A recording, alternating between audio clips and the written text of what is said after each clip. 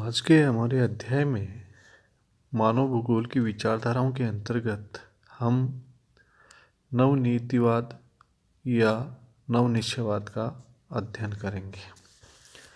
इससे पहले जो अपन ने विचारधारा पढ़ी है उसमें है निश्चयवाद और दूसरी विचारधारा पढ़ी उसमें है संभववाद। पर दोनों ही विचारधाराओं की एकाग्रता या उनका प्रभाव नहीं मान सकते, बल्कि इस संबंध में ये कहा जा सकता है कि नहीं तो नीतिवादी पूर्ण है और न ही संभववादी विचारधारा पूर्ण है। इस संबंध में ये कहा जा सकता है कि न तो मानव ही प्रकृति पर पूर्ण विजय प्राप्त कर पाया है और न ही प्रकृति मनुष्य को अपने नियंत्रण में यानी सर्वशक्तिमान रही है। तो भूगोल का मूल उद्देश्य प्राकृतिक एवं मानवीय शक्तियों में सामंजस्य स्थापित करना है और इस विचारधारा का सबसे पहले श्रोडर के इस कथन से स्पष्ट होता है कि विज्ञान का आदर्श ये होना चाहिए कि दोनों को मेल हो। यह उद्देश्य कदापि नहीं होना चाहिए कि ये विचारधारा दूसरे को बलपूर्वक नियंत्रित करती है।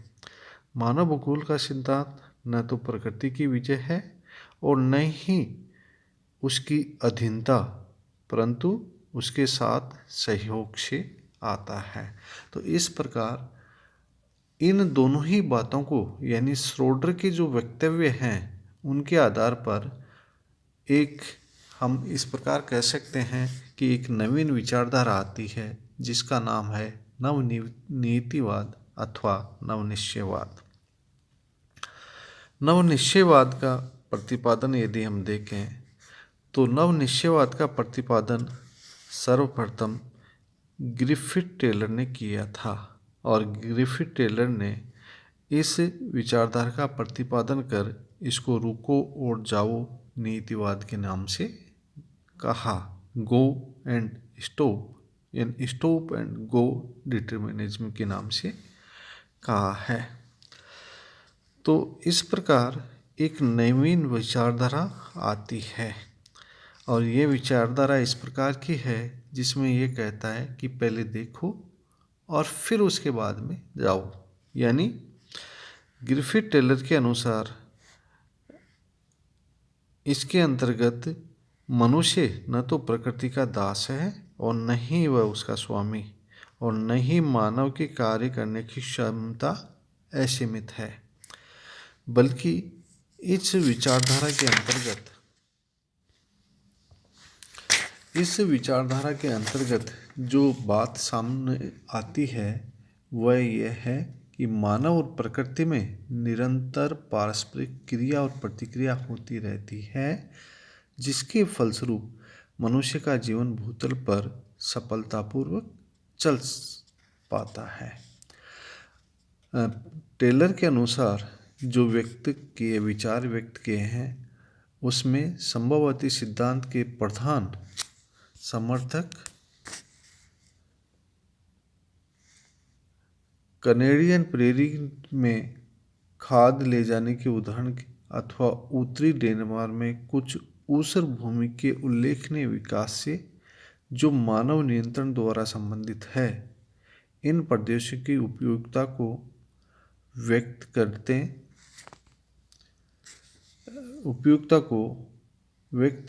हैं। एक क्षण के लिए यह भी कहा जा सकता है या इस बात को अस्वीकार नहीं किया जा सकता कि मानव आवश्यकता का योगदान देता है, परंतु ऊसर भूमि में खाद नहीं ले जाता और न ही डेनमार्क वासी अपने अनुपजाऊ प्रदेशों का विकास कर पाते यदि वे विश्व के अच्छे क्षेत्रों को चुनने में स्वतंत्र होते। केवल प्रकृति की योजना की ओर अपने भूमि प्रदेशों के लिए अग्रसर कर दिए गए हैं। जब विश्व में उसी प्रकार के क्षेत्रों के अनुसार तुलना करें जैसे डेनमार्क के अनुसार डेनमार्क के क्षेत्रों की, तो केवल इतना ही स्पष्ट होता है कि मनुष्य अपने संबंध में या सामंजस्य में एक कदम और बढ़ा है उन सीमाओं से जो प्रकृति द्वारा नियत की गई है, किंतु वह स्वतंत्र कार्यकर्ता या प्रतिनिधि नहीं है। टेलर ने आगे एक बात और लिखी है। उसने कहा है कि मानव किसी देश की उन्नति को तीव्र या कम कर सकता है, वह उसे रोक नहीं सकता, परंतु यदि वह बुद्धिमान है तो उसे भौतिक वातावरण द्वारा निर्देशित से दूर हटने का प्रयास नहीं करना चाहिए। शुष्क मरुस्थलों में बिना जल प्राप्ति का प्रबंध किए गन्ना और चावल जैसी फसलों का उत्पादन करना एक मूर्खतापूर्ण कदम ही हो सकता है। इस प्रकार टुंड्रा जैसे शीत प्रदेशों में उजाड़ खंडों में बिना आवश्यक तापमान को प्राप्त किए फसलों का उत्पादन करना असंभव ही होता है। टेलर ने इससे बढ़कर एक बात और बताई। उन्होंने बताया कि मानव को वातावरण का स्वामी नहीं माना जा सकता, वरन उसकी तुलना बड़े नगर में चौराहे पर खड़े एक सिपाही से की जा सकती है, जो सड़क पर वाहनों के चलने की गति तो मंद या तीव्र कर सकता है, किंतु उनकी दिशा को परिवर्तित करना उसके नियंत्रण में नहीं है। टेलर की संभववादी विचारधारा के पोषक का यही मत है कि मानव प्रकृति के प्रभाव से पूर्णतया मुक्त नहीं हो सकता। संभववादी विचारधारा में, जिसमें फेब्रे ने भी इसको स्वीकार किया है, उनके कथनानुसार मानव चाहे कुछ भी करे, वह वातावरण के नियंत्रण से स्वतंत्र नहीं रह सकता, और इस प्रकार इस तथ्य को ध्यान में रखते हुए वह अपने भौगोलिक वातावरण का जैसा वह है उपयोग करता है, भौगोलिक संभावनाओं का लाभ उठाता है, किंतु यहाँ भी अन्य क्षेत्रों की भांति अनिवार्यता का कोई प्रश्न नहीं उठता। कुछ इस प्रकार के विचार ब्रोन्स के द्वारा भी प्रतिपादित किए हैं। वह शक्ति और साधन जो मानव के पास है बहुत सीमित है। प्रकृति में उसे ऐसी सीमाएं दिखाई हैं जिन्हें वह पार नहीं कर सकता। मानव अपना कार्य कुछ सीमा के भीतर ही कर सकता है। वह अपने वातावरण में थोड़ा बहुत परिवर्तन अवश्य कर सकता है, किंतु वह उससे पूर्णतः छुटकारा नहीं पा सकता। अपने वातावरण में थोड़ा बहुत परिवर्तन अवश्य कर सकता है, किंतु वह उससे छुटकारा नहीं पा सकता। इसी प्रकार स्कोरुप का एक मत भी इसमें और जुड़ता है।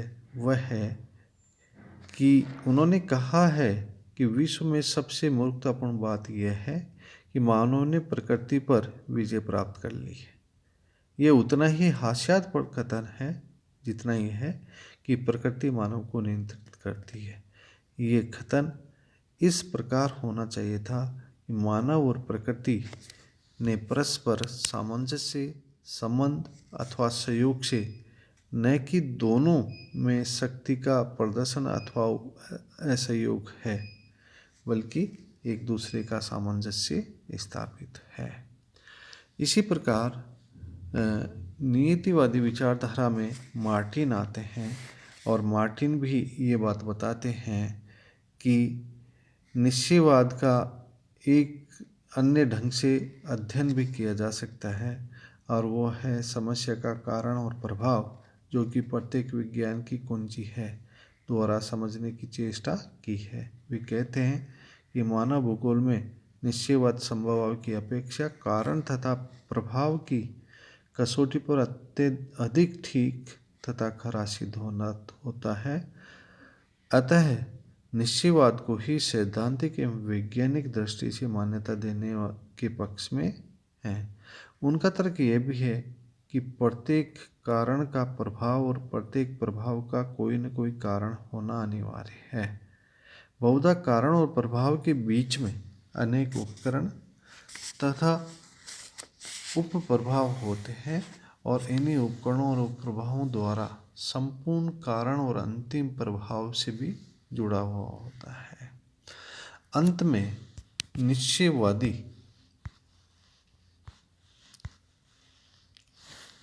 विचारधारा के अंतर्गत कई बातें और भी सम्मिलित कर सकते हैं, जिसमें ये कहा जा सकता है कि मानव स्वयं वातावरण का एक प्रमुख अंग है। जो अन्य भौतिक दशाओं की भांति वह जड़ रूप में न होकर चेतन है, किंतु उस पर वातावरण का निरंकुश नियंत्रण भी नहीं है। स्मिथ ने इसको इस प्रकार व्यक्त किया है कि मनुष्य पृथ्वी का केवल निवासी ही नहीं वरन सृजनकर्ता, भौगोलिक प्रतिनिधि और पृथ्वी को परिवर्तित करने वाला भी है। इस दृष्टि से कहना असंगत न होगा कि मानव वातावरण में एक अंग के रूप में क्रियाशील और निष्क्रिय दोनों ही है। चूँकि मानव पृथ्वी पर रहता है, वह उस पर निर्भर करता है, अतः वह प्रकृति को सदैव उसकी आज्ञा मानकर ही जी सकता है। अतः मानव की प्रकृति के सिद्धांत को समझकर उसकी उपयोगिता के आधार पर अपनी सुविधाएं और आकांक्षाओं में संबंध स्थापित करना ही श्रेयस्कर रहेगा।